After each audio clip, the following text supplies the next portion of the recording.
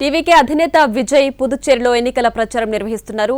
తట్టాంచావడి market committee ఏరియాలో road show పాల్గొన్నారు.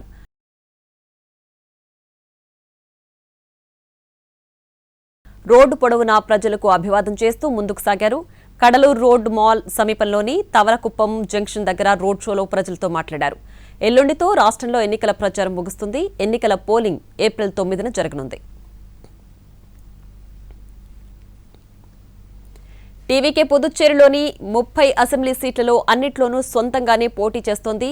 విజయ్ ఈ క్యాంపెయిన్లు పుదుచ్చేరికి పూర్తి రాష్ట్ర స్థాయి హోదా ఇవ్వాలని డిమాండ్ చేస్తున్నారు.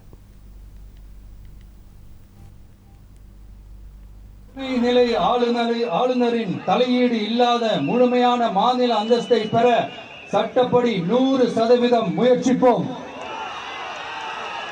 நமது டிவிகே அரசு அமைந்த 6 மாதங்களில் உள்ளாட்சி தேர்தல்கள் நடத்தப்படும். உங்களுக்கு